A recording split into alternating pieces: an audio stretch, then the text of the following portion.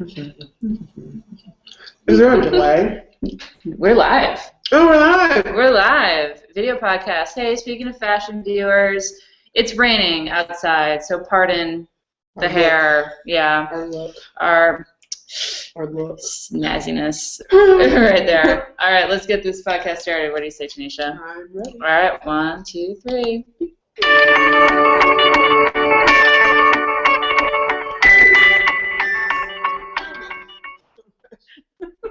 Hi everyone, welcome to Speaking of Fashion, sponsored by Hummus. The best chickpeas ever. Tanisha is hungry and eating hummus, hence hummus. So, hummus is good. So, hi everyone, this is Rachel Yeomans of The Working Wardrobe and with Hummus. This is Tanisha Anderson with Clicks Magazine and on Twitter at Publishing Beat. Wait, I'm sorry, you're leading with the fact that you're on Twitter? Yeah, actually I am. Well, I go on Twitter sometimes. I just don't. I do be on Twitter at times. I just don't respond. Okay. Which that's most people. That is most people. You're supposed to respond and conversate. That's the whole thing of Twitter. But I just go on and read little stories. Read little stories. Mm-hmm. Fabulous. Okay. Well, while Tanisha is eating hummus, I'm drinking scotch. So hummus and scotch. Hummus and scotch and little grape tomatoes. Little grape tomatoes. Gotta love that Starbucks quick pack. You know, it's all about the protein. Oh. I'm glad you're being so conscious for your health. Oh, I sure am. So I actually, considering the weather, it's June, it's gray, it's rainy, it's damp. It's cold. It is freaking cold. Hence the scotch. It's cold. Like I was talking, I hate bringing up wedding trip, but I was talking to one of my coordinators, and I asked him, I was like, so how's the weather? Because I looked ahead, you know, on AccuWeather, where you can look ahead. Okay, your wedding's not for another month. But they show it. And on the 16th, please tell me it's nice weather. It shows that it's going to be 90 degrees, which will feel like 117. But it won't be humid. Okay. But there's supposed to be sprinkled showers. It will be okay. And so I'm like, I wasn't even worried about the showers. I'm tripping off the 117 feel. So let's back up. I mean, I'll have a nice dress enough to where I won't feel like hot because it's just. Well, I'm not into poofy, tons of tulle type shit. Plus, I'm wearing sandals. Tanisha, part of the reason you chose to get married in July in Savannah was to help maybe deter a few RSVPs. And you know what? And it worked. It really worked because final head count, which came in last week, 39 people. I want that. That's just a beautiful number. I'm so excited. That's such a beautiful number because if you do numerology, 3 + 9 is what? 12? Me and Tommy were both born in the 12th month. Along with 1 + 2 from that 12 is 3. And in our family, me, Tommy, and Pierre, 3. I'm just going to throw that out there. Yeah, she just, yeah. For those on video, I'm sure you saw my facial expressions on that one. They're probably like, well, anyway, it'll be hot. It'll be hotter than this, thank God. So I'm like, it's so cold. I'm wearing slippers, I'm drinking scotch, and I'm wearing a sweater. It's not supposed to be like that. It's not supposed to be like that. It's June. Well, no, anyway, he said today, I asked him how the weather was, and he was just like, it's humid. He was like, it's unbearably hot. And I'm like, what part of the world? I'm like, and then I asked my sister, she lives in D.C. She was like, it's ridiculously hot. And I'm like, is Chicago the only city that's just not getting the the summer season this year? What's going on? Like, I should be wearing shorts. A nice summer dress. Nice summer skirt with open-toed shoes. You know, I shouldn't be wearing galoshes or bringing out the knee-high boots. What the hell? So you want to talk about something just as fun as the Chicago weather? Let's talk. about millennials. I thought we'd kick it off on a high note because millennials, that's one of our favorite topics of conversation. What age group is that? I always get that confused. I admit, I am sad to say, I am technically a millennial. I'm like the oldest of the millennials. So it's, oh no, wait, I'm no longer a millennial. I'm 31. It's 30 and under. Like 32, or people born in 80, 82, 83, like forward. Or backward. Oh. How does that work? Yeah. It's like upper 20s, like you're just around 30. Right. To around, like now, like the other generation, they're the other like college students coming in. Mm-hmm. So my sister is in graduate school, and she's the younger cap of the millennial, and she's 7 years younger than me. Right. So she was born in 90. So I would. So she's the young part of the. She's the young part of the millennial. Okay. So then people before her, they have a name for it. Is it Gen Y or something? No, Gen Y and millennial is the same thing. Okay. It's called, what is it called? It's like called like the sharing generation, or the shareable, or something like that. Is a generation before the next one. They like to share? They like to share. Hashtag. So, so let's talk millennials. So Yes. The first sentence of this article, millennial women, a unique voice and a shopping basket are just 3 ingredients for a profitable fast tech website. So why are millennial women a point of attraction for investment? Only because they're born in the capital of fashion. And they have no bills.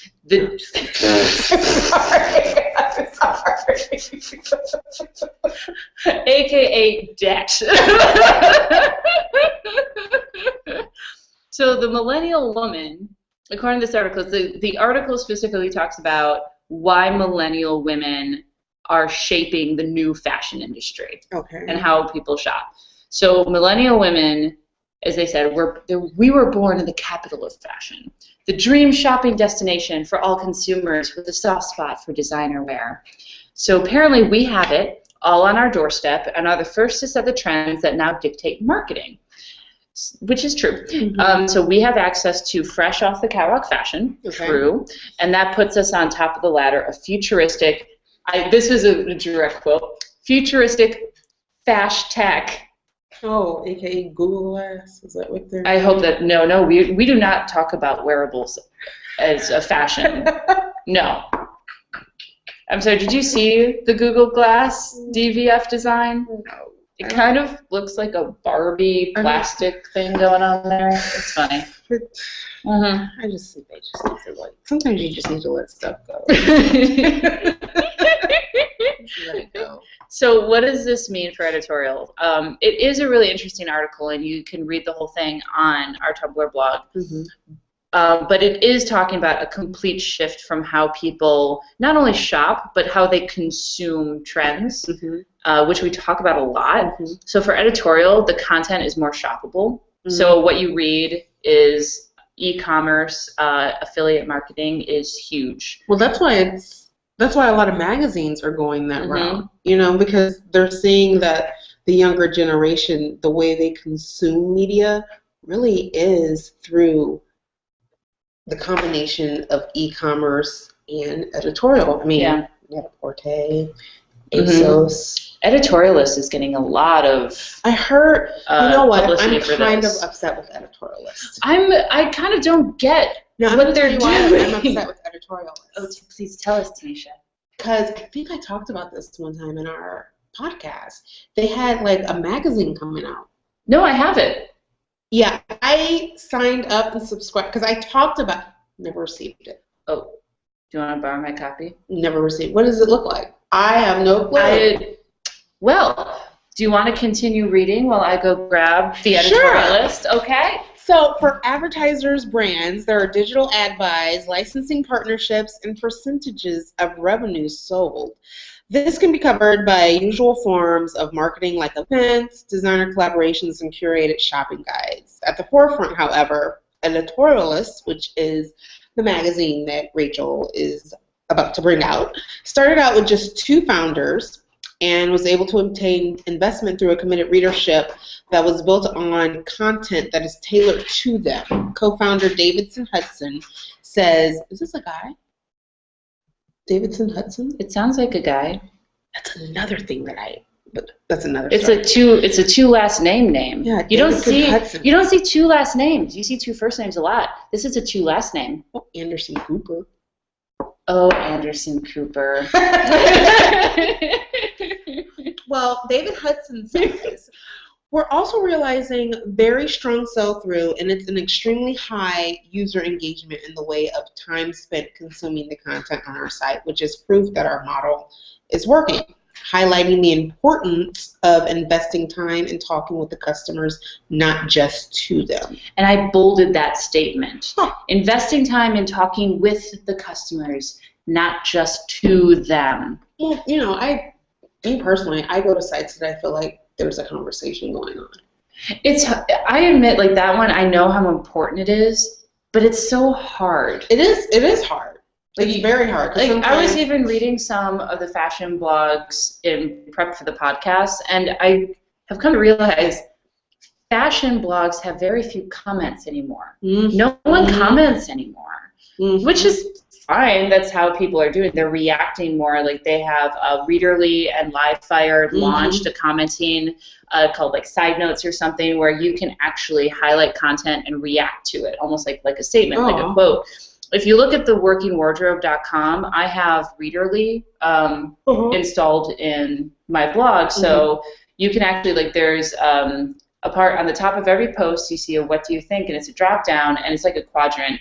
Love it, and not sure. And you can actually see people, like, take photos where they liked it, not like it, they can leave comments. So they can leave comments and reactions within the content, which I think is so much stronger than commenting. Do you think, well, so do they comment within the content, or do they just put these like little just like both? They can do likes. Or something. They can do both, which I think is much stronger than, because people don't read to the end anymore. Well, and the thing, because what I was going to say was, if it doesn't allow them to fully fledged content, because I always thought, like, and I guess this is the fault of like Facebook and stuff, like the whole like thing, and then when Instagram did the whole heart and stuff, like when we started commenting like that, I think it made society more dumb, because like we're not expressing ourselves through words anymore. We're expressing ourselves through reactions. Symbols. I know.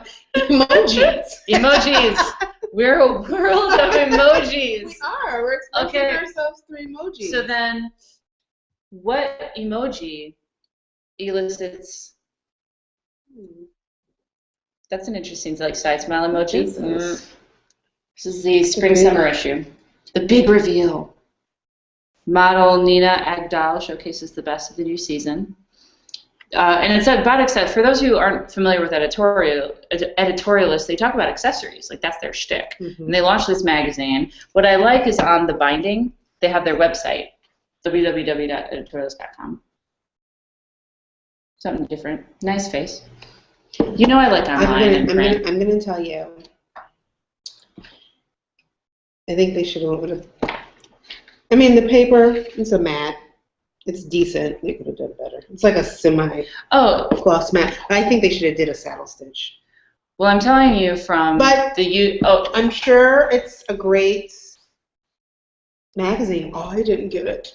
Though I subscribed. No, I read through it, and honestly, Tanisha, it's good. Do you like it? It's good. What's good? I do like how they have the full bleed photo shoots at the end. Like, you don't see this very often. Sure. No, you're right. Yeah, you do not, and actually for those on video, no, you don't. You do not see, this is a full bleed photo shoot, not an ad, a photo shoot, which I don't think I've actually really ever seen in another magazine, at least one that I can't remember offhand. So it's very artistic, it's very beautiful. It does its job of showcasing accessories very well. The content, they need a better editorial calendar. Was this Olivia? Yes. Oh, she's coming up later in our podcast. Yes. Cute dress. Very cute dress. Yeah. So that was my reaction. I enjoyed reading it. I'll keep my subscription, but I think they just need to be. It's hard. It's a magazine about accessories. They have no they advertising. They have no advertising, which again, bravo. But the layout, the design, I think is beautiful. It's interesting. Yeah, they have a style guide. I did like this. They had like a whole on how to tie a scarf, which I admit I kind of copied the head scarf thing because I apparently have always done it wrong. Mm-hmm. Yeah, look at that. Well, this is very interesting. It's all accessories. That's all it is. That's their shtick. So they come out. I'm assuming this is spring, summer. They come out. So I won't get another one until fall, winter. Yeah. Mm-hmm. And maybe you'll get the next one. Maybe I should go and resubscribe, editorialist. Putting that down. So wrapping that one up, like the crux of the article is what millennials want. In particular, what do millennial women want? And the conclusion came to immediate content, which is true, relevant e-commerce, which I really liked, and one of the things that now, when you say relevant e-commerce, that is curated content. Oh. So let's say you have someone like Olivia, put together a store that she handpicks the items from multiple different retailers. That is relevant e-commerce. Right. To her readers. Like, for instance, Keep.com prides itself on relevant content. Right. So when I was brought into Keep.com, I was brought in because of my audience and because people bought what I put on the working wardrobe. So I have my own curated content of items that people can shop for on Keep.com. Right. So people shop through that because they trust me. So that it's becoming more and more about not necessarily the brand or the retailer, but the stylist behind it. So I kind of like that it's kind of giving an angle for stylists. However, the thing is, like, that's individual. It's only their style. Right. Which is, and that's something. There's a whole psychology. The whole psychology. Yeah. I love it. I really do. And that's why, like, for instance, for my Keep, I have. I have one workwear collection in Keep, which is having fun with your workwear, and that is linked. You can see it on the homepage on the workingwardrobe.com. And I actually brought in contributors to help me bring different styles to that workwear board because it's all me. Right. You know, and yeah, I'm glad you guys like shopping from stuff I pick. But at the end of the day, I have people say, "Oh, I'm petite. Oh, I'm in California, and or I have a really casual style." Like, you know, I want different concepts. So that'll be interesting when. Very interesting. Who knows? But that's what millennial women want. We'll see what the shareable generation wants. Shareable. So, speaking of relevancy, you know what else is relevant? No, please, tell me. You know, clothes that fit. Like how we're feeding each other the script. I kind of think it's fun. Clothes that fit. Clothes that fit. Finding clothes that you could wear. I know. So relevant. So in that news, Melissa McCarthy is designing a plus size fashion line. Blah blah blah. Direct quote, 2 Oscars ago. This is from Melissa. I couldn't find anybody to do a dress for me, she says in a Redbook interview. And that she had asked 5 to 6 very high-level designers who make dresses for lots of people, and they all told her no. Isn't that crazy? Actually, that's not surprising. I know it's not surprising, but it's not surprising. Crazy. I think it's stupid. I think it's very stupid. I've heard designers not want to do plus-size lines or turn down doing custom plus-size dresses because it's too much fabric. And they don't want to use that much fabric, which is the most dumbest thing in the world. But, you know, each their own. But no, so now she's coming out, she's doing her own line. And the line's going to be called Pearl. It's a line that she's creating with designer Danielle Pearl, who collaborated with her on her 2011 Emmys gown. Apparently, McCarthy originally went to school for clothes and textiles at FIT. Isn't that? I thought that was Yeah. That actually made me, like, I love that she's doing this anyway, but that made me really excited because she has the education to back it. Well, or some education to back it. I didn't read the complete article, but how long was she in? Did it say? Did not say. How long? Because I mean, it could have she could have been like semester. a semester. That's exactly what I was going to say. Yeah. I don't know, but I think it's interesting. Everybody's, a lot of people have tried to jump into the plus size foray, and a lot of people have failed. Well, it's interesting because you have to wonder, because the obesity epidemic in America or in the world is just awful. It's astronomical. But how many of those? And that's horrible of me. I just associated obesity with plus size. But for people, I'm a horrible person. But for people who are plus size, how many of them want designer?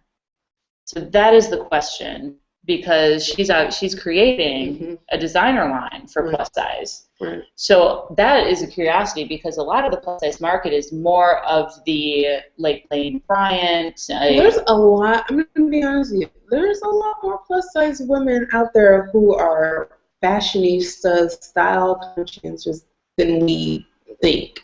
You know what I mean? Good. And like, then this needs to happen. That want that designer. Like, I have several girlfriends who are not size 10s or 12s or even 14s, but they have the money to spend to get nice tailored suits. They're always saying, "Gosh, I wish."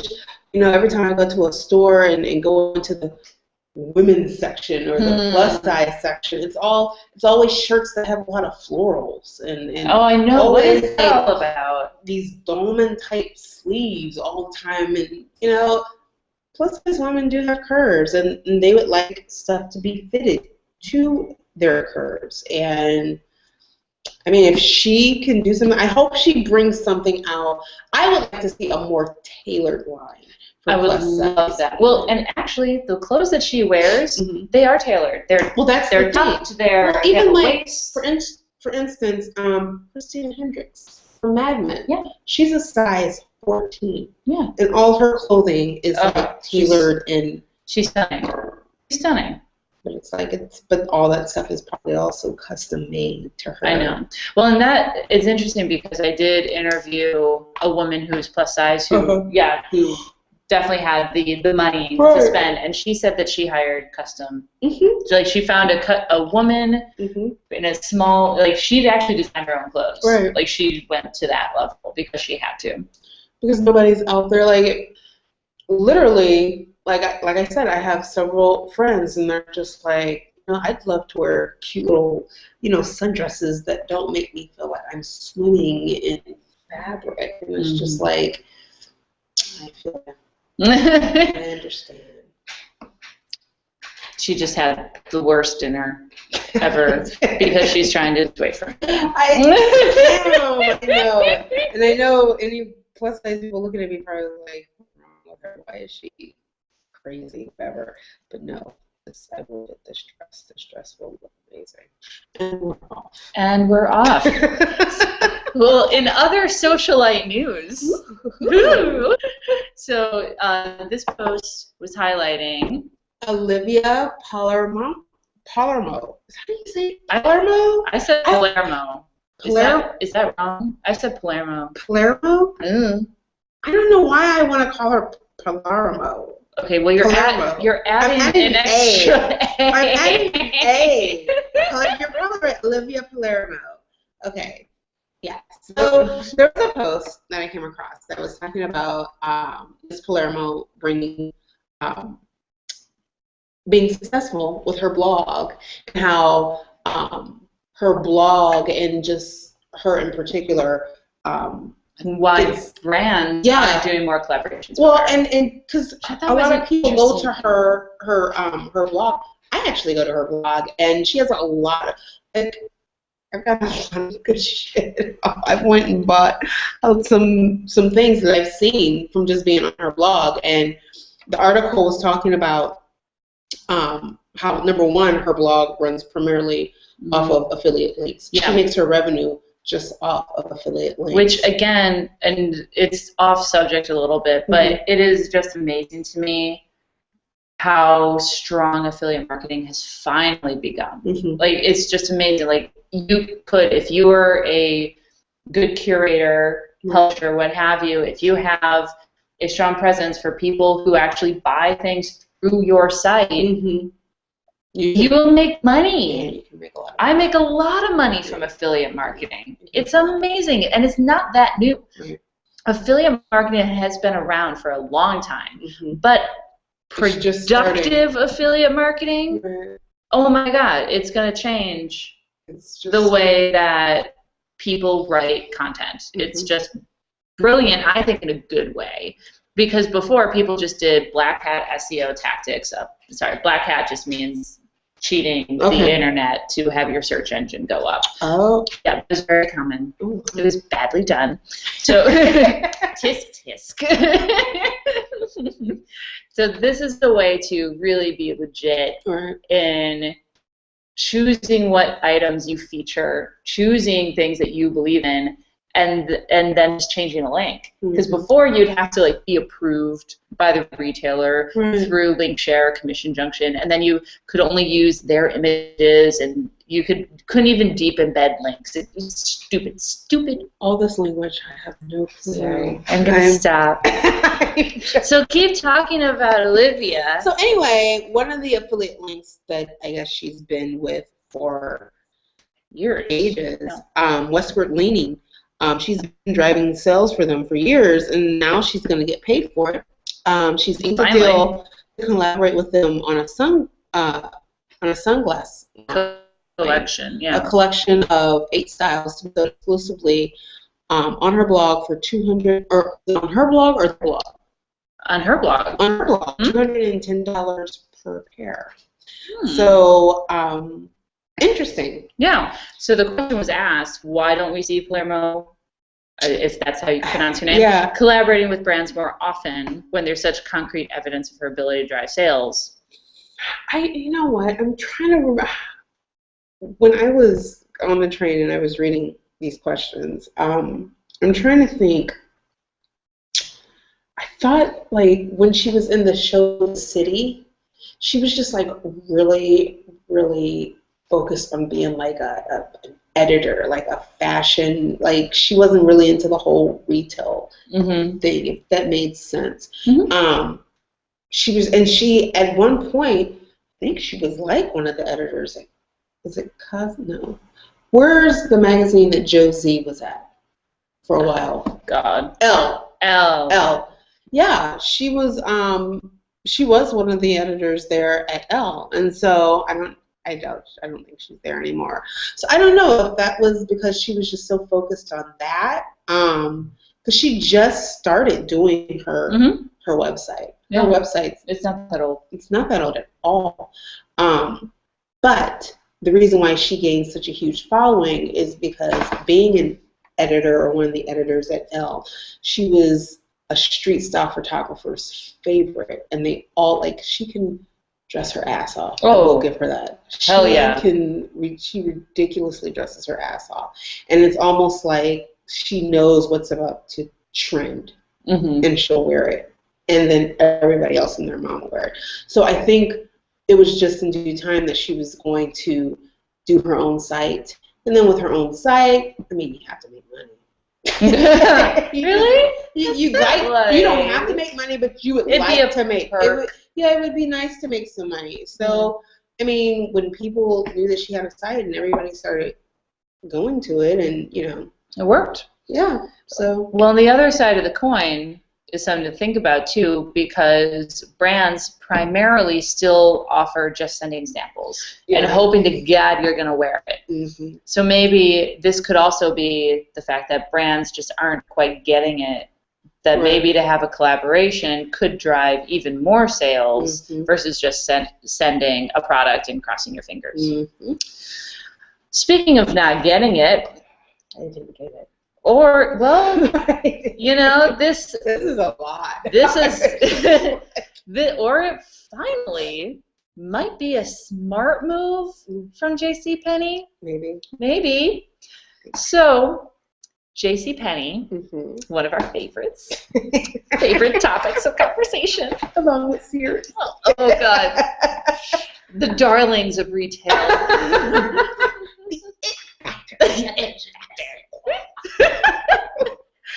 JCPenney is ripping up its marketing playbook yet again.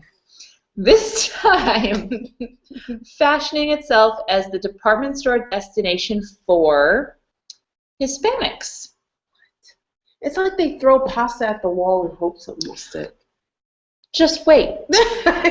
This gets interesting. Just wait till the statistics come into play. In a push for growth, JCPenney they aren't just zeroing in on the Hispanic customer. In fact, they've identified the demographic as its North Star. As in, they're that lost, and they call this the North Star. Anyway, keep listening. So this push, they're doing a very specific advertising switcheroo. It'll be on display this week with an expansive World Cup campaign, which starts tomorrow. That specifically addresses Latinas. And this is a first time for the retailer. There's no general market component. It's just Latinas, which includes a sponsorship of Univision's World Cup coverage. So pay attention, people. Liris Leos, I'm sure I pronounced that wrong, Director of Multicultural Marketing at JCPenney, stated that until now, the department store has never overtly stated and assertively made the claim that the Latina is the brand muse. Now, listen to the numbers. Hispanics make up 9% of JCPenney's customer base and account for a double-digit percentage of store sales, in addition to a single-digit percentage of online sales. So the segment is expected to be the single biggest source of growth for the retailer in 2014. So my question is, if this has never been stated that the Hispanic market is important for JCPenney, and all of their ads when they did the whole rebranding were suburban white chicks, look at your numbers. Well, but there. Now this is the fun part. Oh, there's a fun part. There's a fun part. So internally, JCPenney has done away with its dedicated Hispanic marketing group, embedding those execs into existing marketing groups. So there's no longer a group just focused on Hispanic. It's now the whole company. And, and they're hiring new talent. It's added Havas to its roster, which already included Grupo Gallegos, and recently it introduced a new inclusive tagline, when it fits, you feel it. Anyway, JCP has launched a Hispanic Facebook page and a revamped rewards program. It has rolled out 2 lines of cookware targeting Hispanics, Simplemente Delicioso and I Am USA, and more products could be on the way. The retailer is also... Does that really say I Am USA? Yes. I Am USA. Yep. The retailer has also updated its list of Hispanic designated stores, now more than 180, which are defined as stores in areas that have twice the national average of Hispanics or stores where sales from that demographic are higher than average. In those stores, bilingual associates are identified, Latin music is mixed in with popular tunes, and bilingual signage, a casualty under former CEO Ron Johnson, is being reintroduced. With all that said, with the coming World Cup, JCPenney is looking to stand out by speaking to women in a typically male-dominated environment. So Ms. Leos, citing a Nielsen study, said that more Hispanic women watch World Cup than non-Hispanic men. Good to know. She described that realization as a breakthrough moment. The campaign includes 2 30-second spots that will air during each of the tournament's 56 games on TV, as well as online. There have also been integrations with the Univision morning show Despierta America, which began in early May. According to YouGov Brand Index, the plan actually seems to be working. Really? While JCPenney has always been in Hispanic women's consideration set, along with Kohl's and Macy's, it has seen a bounce in perception during the last 2 weeks since the ads aired. And I saw the video. It's good. The ad? It's a really good video ad. Really? It's really good. So, quote, clearly something from Penney has caught the attention of Hispanic women, a Yugo spokesman said. So, with all that being said, and I do applaud the in-store changes, especially the bilingual sign and bilingual employees. Hello, high-end places have been doing that to get the Chinese market. Yeah. If you're existing one of the highest customer bases is Hispanic, you need to have bilingual people in the store. It just makes sense. It just makes sense. So why that was nixed in the first place? Stupid. Stupid. So maybe, I'm just saying, maybe there's a leaf that got, flipped, a little turn over. Maybe it's like teetering a little bit, shifting in the wind. You never know. Well, a finally is in order, I would say. JCP, good luck. We're rooting for you. We are. We are. Speaking of fashion, we got your back. We're not. Well, I know. I mean, we know there's some sarcasm laced behind these statements, but we do. We care. We care, JCP. We care. We do. But you know what I really care about? Coffee. I do. I really care about coffee. I really like coffee. How much do you like? I really like coffee. When I got this article, I admit I kind of want to buy one. Oh, I won't. For $14, $15. I'm not going to buy one. It's ridiculous. It's okay. Okay, people. So, Tanisha. Okay, so break it down. Starbucks is partnering with Los Angeles-based clothing label Band of Outsiders for a collection of 2 exclusive coffee mugs. The Band of Outsiders for Starbucks limited edition designer ceramic mugs. 12 ounces. They're 12 ounces. Will feature a design that pays tribute to founder and creative director Scott Sternberg's favorite slang word for coffee, drip. What? Sorry, that was Oh wow. slang The word for mugs coffee. featured. They'll be featured black or multicolor paint dripping down Starbucks signature coffee cups. So the 2. Okay. the mugs retail for. Hold on. Okay. Okay, hold on to this. The mugs retail for $14.95 in the U.S. and $16.95 in Canada, and hell no, you must be crazy everywhere else. They will be available starting today and in 9,000 stores. Now, actually, I went to the Starbucks. I didn't see them. I don't know if they sold out already. Well, that or maybe the Starbucks by my apartment is not one of the 9,000. Oh, okay. That's not really a big number. No, it isn't. Yeah. But I would think, I'm sure this area is a really coffee drinking area. What do you think?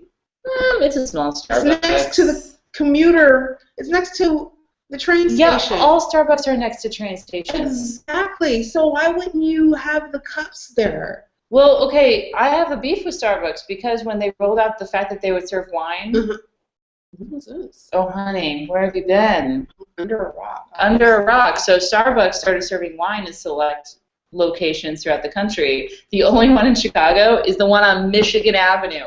Not by any train stations. Stupid. Okay. So I'm a little angry. Okay, so Steinberg said the deal came through Stephen Kolb, Chief Executive Officer of the Council of Fashion Designers of America. This is Starbucks' 5th designer collaboration. Previous collaborations were with Jonathan Etler, Rodarte, Charlotte Ronson, and Stacey Bendet of Alice and Olivia. So pick up yours for Penney. 14. Yeah, no, I won't do it either. Starbucks like that, so I wouldn't. No, I'm not. I'm a bean. Like, it's really funny because right across the street from Starbucks at my apartment is Beans and Bagels. Is it good? Oh my gosh, their coffee's amazing. Really? Yeah. Oh, so good. Yeah, you should check it out. I have this one coffee. I forgot the name of it, but it's a chicory type coffee, and it's from New Orleans. And it's so good. Like, that's amazing. It's so good, and I haven't had it in a while because I've stopped drinking coffee on my little Your wedding diet. I'm sorry, I almost said stupid diet. I meant wedding diet. You're totally worth it, wedding diet. Because Toby every night he tells me, he's like, why are you doing this to yourself? Well, he's not the only one asking you that question. He loves me though. We all love you. I know. Yeah.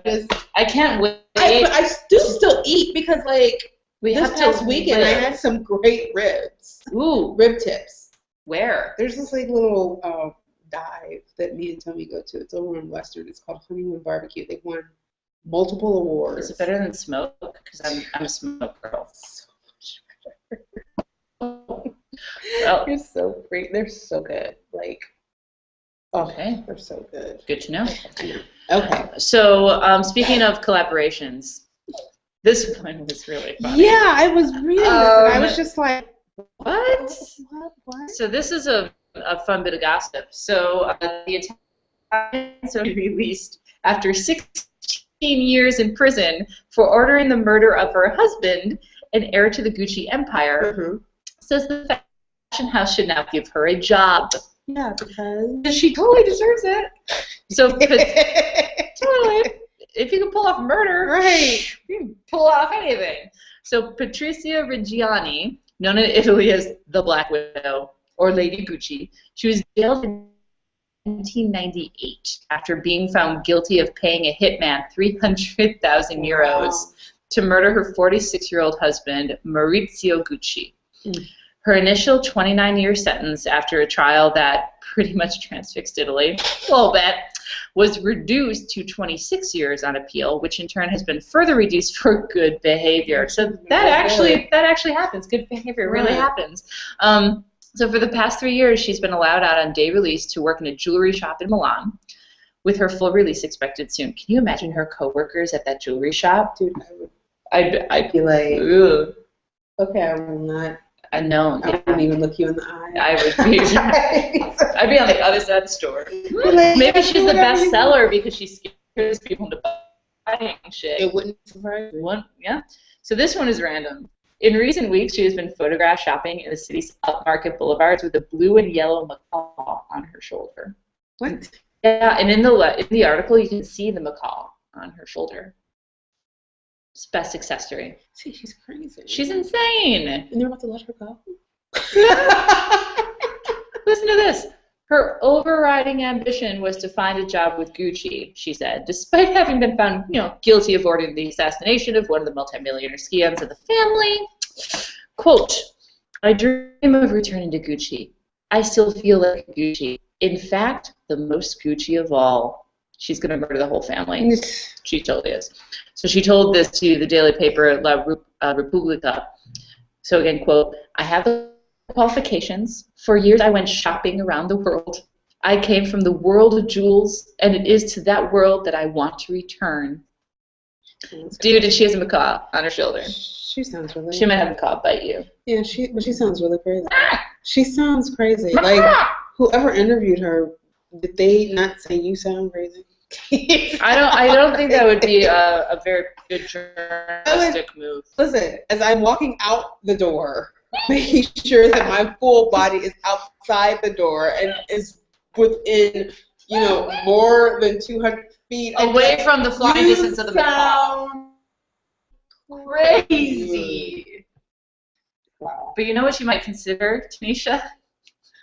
An education. She might consider an education if she pick up a bulb lately. So yeah, Marketplace reported that gold. Best investment ever. I'm not even drinking. No, she's just hungry. I know. Marketplace reported that Condé Nast is partnering with a venture capital firm and some as yet unnamed universities to launch a set of co-branded certificate courses and eventually a master's degree. In response to why, we have a very strong interest in being part of developing the next generation of talent, said Jill Bright, Chief Administrative Officer at Condé Nast. Without saying what kind of talent. Yeah, she told this to Inside Higher Ed. It's an opportunity to introduce our brand to new audiences by creating something that's unique in an educational setting. Wow, thanks for that clarity. So you can't introduce us through anything else, like maybe a billboard, a cool TV show, some type of digital e-commerce portal or relevant to something. e-commerce even. We'd be open. But you want young students to be to introduced get into debt to take a course in high Mi Conde. Right, like that's really Stupid. Whatever. And no, this isn't new. Corporate branded forays into the world of higher education are nothing new. Condé Nast itself is involved with the Condé Nast College of Fashion and Design in the UK, where you can get a 10-week Vogue fashion certificate. Which, no, they actually tell you what you're going to learn. Now, the real question, why? Publishers need more money, and they're trying to be creative in finding it. They're not being very creative right now. Of course. And no, they said this is not regarding their shuttered internship program due to the lawsuit settlement 2 months ago. Sure. Yeah. To end with, we want to share a reader comment. Wow, starting a degree to introduce brands to people. What a lofty goal. I like that comment. It was the only comment on the article. Oh, wow. Well said. Well played. That's, so they couldn't think of anything else but to... Like with all of these articles I read about Anna Wintour taking over the world, can't we think of something better? Like, really? Like why higher education? Why can't you go to school, go to grade schools, go to high schools and teach them about the industry or teach them how the industry is changing? Like, teach them about entrepreneurship. Yeah. Like, basically what the fashion industry is. Like, entrepreneurs. You know what Google does? It like goes to high schools throughout the country to actually have like workshops in what it's like to be in development in IT, because that's just not commonly taught. Right. You know, and development, like being a developer is one of the most sought after positions right now. Right. And it's undereducated and underutilized. We need developers now more than ever, and we've never made it a focus. In fact, we have looked down upon it as an education, whereas now it's we need them desperately. So why not groom people? Just saying, groom. No, they want your money too. Yeah, it's all about the bottom line. All about the bottom line, and the biggest September issue of Ads Known to Man. Just want to slip that in there. So to end things on a smelly note, what do you think of this one? You know what? I'm going to be honest with you. I'm on an honest trip, and I didn't even drink. I didn't read it. I had gotten off the train. Well, I was still reading, and when I got outside, because the tsunami was happening. Yeah, right outside. It's pretty wet out there. Like, great. Well, so Tanisha, I want to let you know about something. Now I'm very curious because I'll see your honest reaction. Okay. So when one thinks of Burberry, what do you think of? Trench coat. All right. Design, the plaid. So that school of thought is exactly what Burberry is going after with their latest fragrance, My Burberry. It was developed with their well-known trench in mind and is scheduled to be released in early September. Kate Moss and Cara Delevingne are leading the ad campaign. It's photographed by Maria Testino. So they're keeping their British roots in check, and WWD, Women's Wear Daily, they're the ones who originally reported this. They pointed out they're also highlighting the range of women Burberry is targeting with this fragrance. So the packaging was created to evoke the thought of the trench coat. So the bottle has a horn-fished cap, which is a nod to the buttons on the trench. The color of the fragrance is seen through the glass bottle is reflective of the tan trench. Another touch is the hand-tied gabardine bow that adorns each bottle, as it's made from the same fabric as the trench, and it's even woven in Castleford, Yorkshire, which is home to Burberry's factory. So the extra percentage upcharge is from the importation fees from the gabardine. Completely sarcastic. Apologies. The scent will have, quote, the feeling of the light of London, clouds, wetness, rain, and flowers. Commented Francis Kirkjohn, the perfumer that worked with Burberry to WWD. Yay, I smell damp. You know, it's weird. My mom, she loves perfume, and it wouldn't surprise me. She would pick this up in a millisecond. I am curious because one of the scents is gardenia, which is one of my favorite scents ever. I love gardenia. Yeah, and then they have a few other mixes. But I'm sorry, putting this quote in the article was not very good for the Burberry band. Clouds, wetness, rain. Flowers, yay. Wetness, rain. And I'm sorry, feeling the light of London? It's not light. It's heavy. It's gray. And fog. It's a beautiful shade of gray. It's a beautiful shade of gray. It's like how Chicago was today. Yeah. Just, I thought that was a fun note to point out. It's great. It's damp. I hope it smells great. I think we should try it when it comes out. We can smell it, and then we would be like, maybe it smells like rain. Because rain does smell good when it falls. When it's raining, it smells good outside. Well, the grass. See? Yeah, that smells amazing. Yeah. They didn't say grass.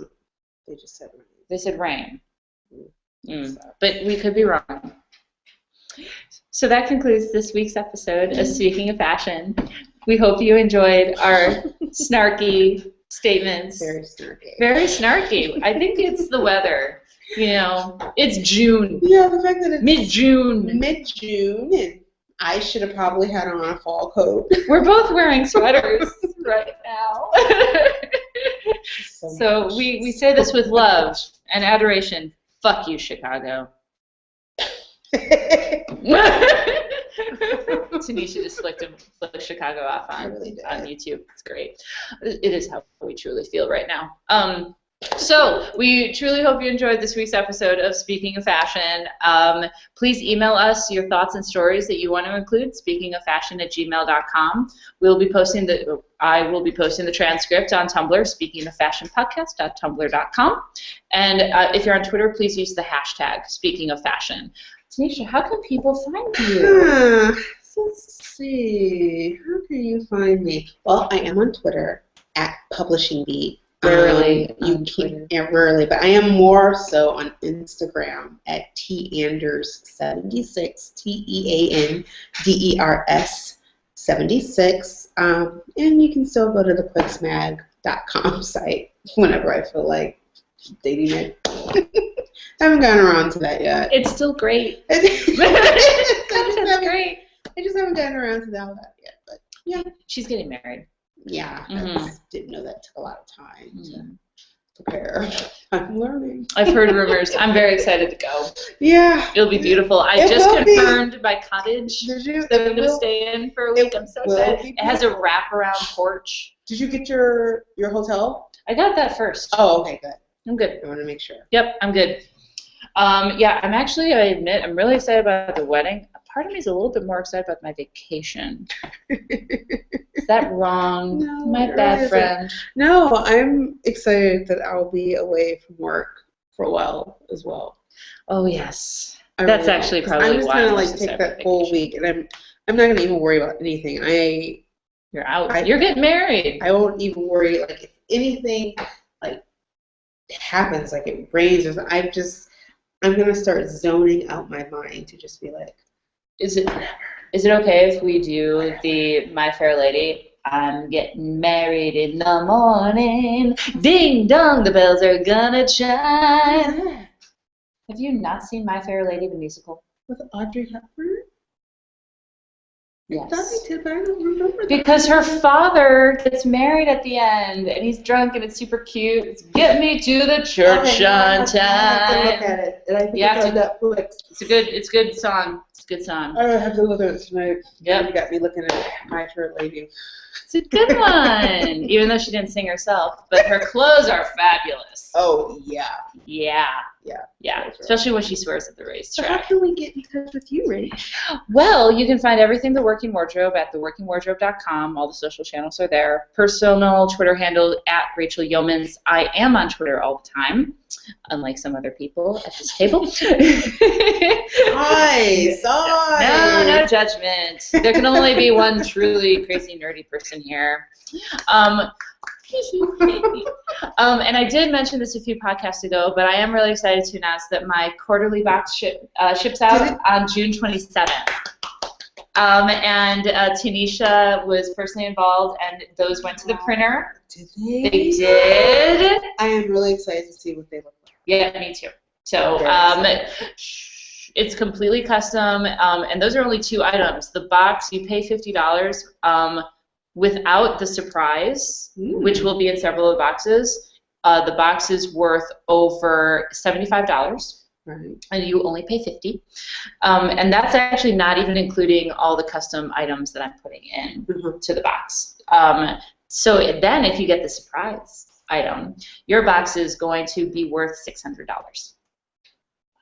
So there's still time you don't have to subscribe to the entire series. Would love you to, but that's okay. Just try to get that $600 box. Yeah, try to get the $600 box. You can just hit buy one box, or and then you can do that. So whichever way you work, but they're shipping June 27th, and I'm going to be posting a countdown. I'm really, really excited. I'm excited for you. Thank you. And the $600 box. Yep.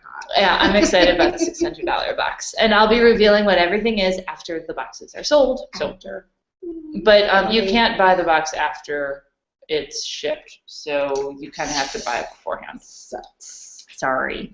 So thank you so much for listening. We are on iTunes. Please download us. And we are hosted on SoundCloud, soundcloud.com/speakingofashion. And we're on YouTube, The Working Wardrobe YouTube, where you see this beautiful video. So thank you, everyone, so much again for listening. And we'll chat next week. Bye. Bye.